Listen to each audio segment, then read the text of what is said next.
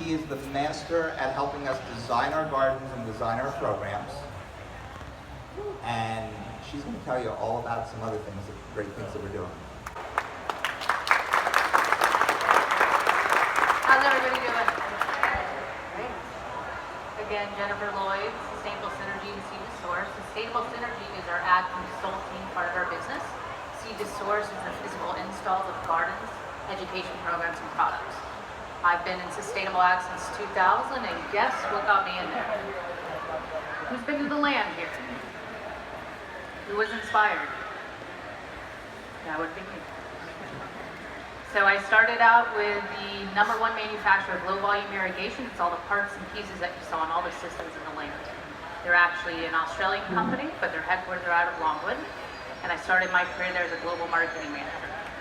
That allowed me accessibility to farms and greenhouses around the world, literally helping the farmer to not lose their farm by creating efficient and effective technologies that were all sustainable.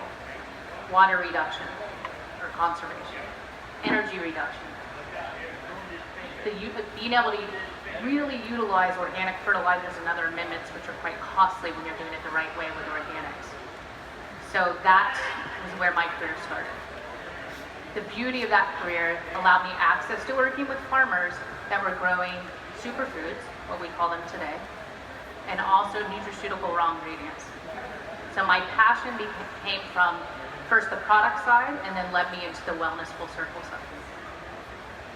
Superfoods, we keep throwing that term out. Does everybody know does anyone know exactly what that means? Every day we hear there's a new superfood. Yesterday was cranberries. Now it's coconut. No, it's an avocado. Oh no, but it's kale. Well, they're all superfoods.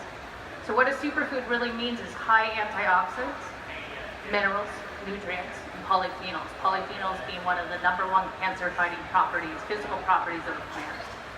Why would we need those?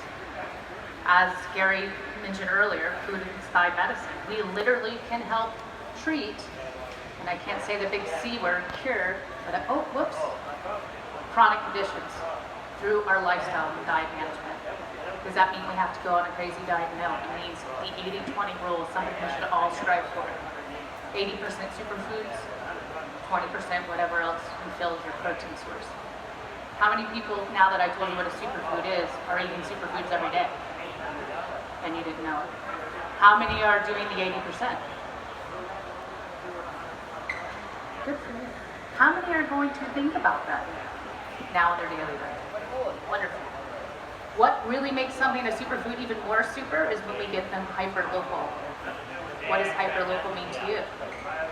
Standard definition now is within a 100-mile radius of where the food source is grown to you.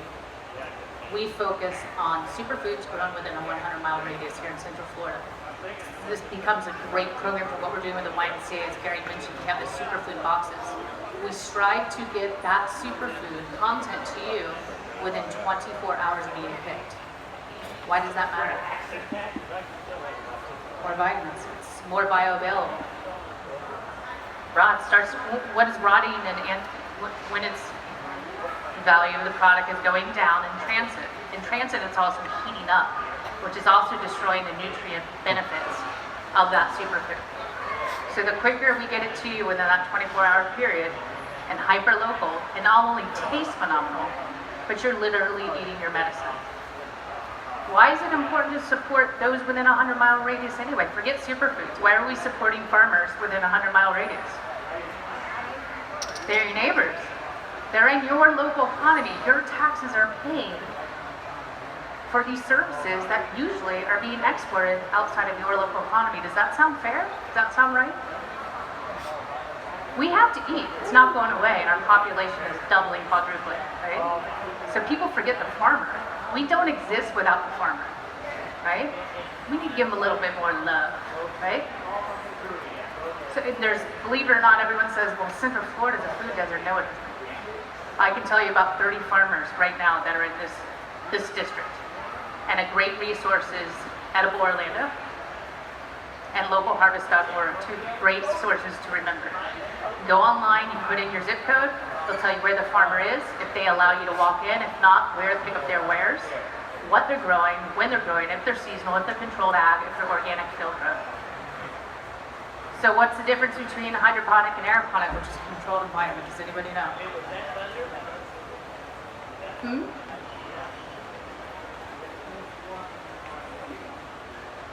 You want to work with me, or you vying for a job?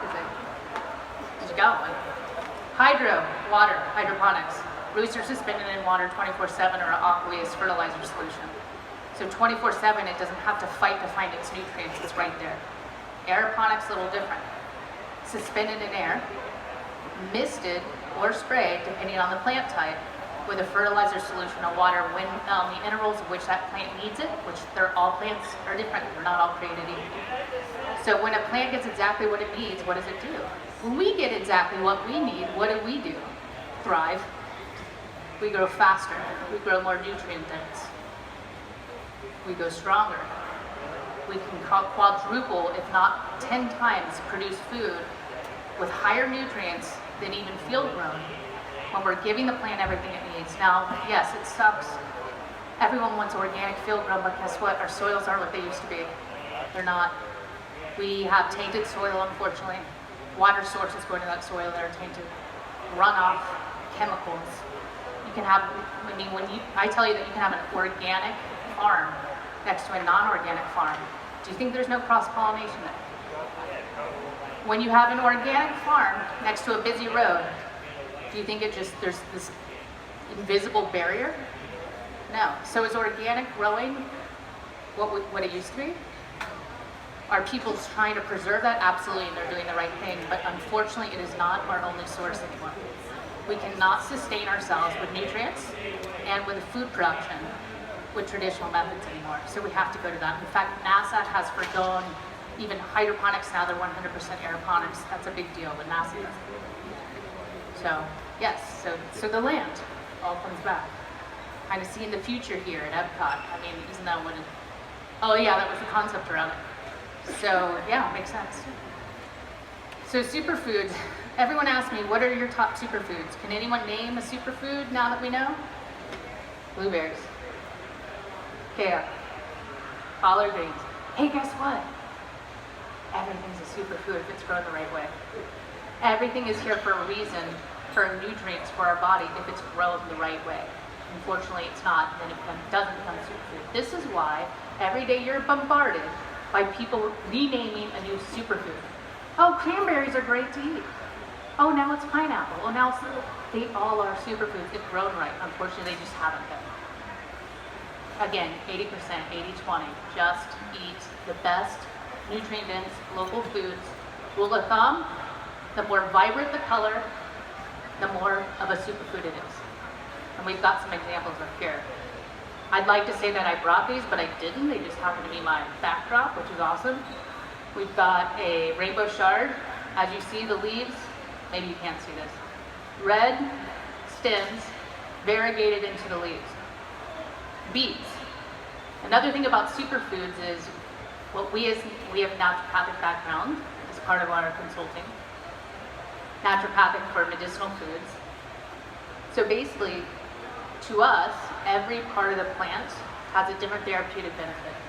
So why would you discard the leaves of a product? Have you ever thought of eating it? Why would you discard the stem, the root, name it, beets?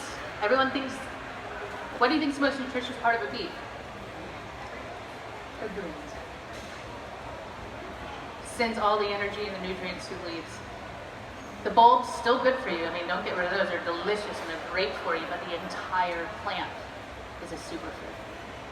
And that's what we kind of teach on the medicinal side, and that I think is going to be one of the major components incorporated into the medicinal culinary program. So yes, we're doing a lot of good things with the wine today, which is great, because we get access to people that are engaged into making a difference. So it's an interesting program for us, and we'll have our superfood boxes there, which will also be part of the Live Strong program, which those that participate and are qualified for cancer mitigation, diabetes mitigation, will have access to our superfood boxes. This is great for us, because for the first time we'll have a pre, mid, post performance measure backed by hospitals. So you're really going to start to hear the word, then you can say, hey, I met that girl and that team, and I heard about that, because you're going to start to see the research. very excited about. So yes, our program is multifaceted, as Gary said. He stole all my slides. So yeah, thanks Gary. We not only are installing gardens, teaching about growing, but it's not just about growing, it's why are we growing? Why are we growing what we're growing? So the health benefits. You teach them how to go home and grow anywhere. You can give me any challenge that you want. Well, not me. My master grower business partner, Steve Brown, any challenge. I live in an apartment, 1-bedroom apartment or a studio with no balcony. I can't grow anything. Not true. We can teach you literally how to grow from very basic to very high-tech aeroponics like plant. Nothing should stop you from being able to grow what you want. And that's what we're here for.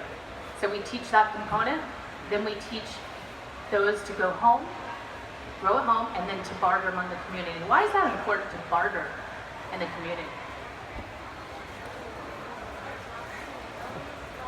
Abundance. So a lot of people say, I don't need a food box, I can't eat that much. First of all, you should be able to if you're eating 80-20. However, what's not better than engaging, I don't know, saying hi to your neighbor, bartering food so you have a plethora, a difference of these superfoods. You grow a little here, I grow a little here, we barter. Oh, and guess what? We live in Central Florida, most of you, right? I mean, we do have natural disasters, right? Don't you kind of maybe want to know your neighbor in case something happens? Just saying.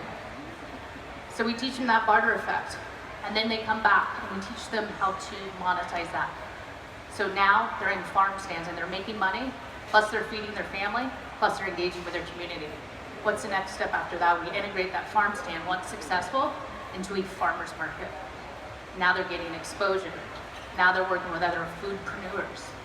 Now they're working with other growers, and you're really having an effect on the local economy because, again, why does that matter? It's your backyard. It should matter. So we're very, very excited. I appreciate your time. I don't have my glasses on right now, so I can't see any of you. So it's probably a good thing. Just kidding. Just kidding to see if you're awake. Some of you are smiling, some of you aren't. Don't get offended. But have a very good day, and I'm here for questions afterwards unless any of you have any now. Thank you.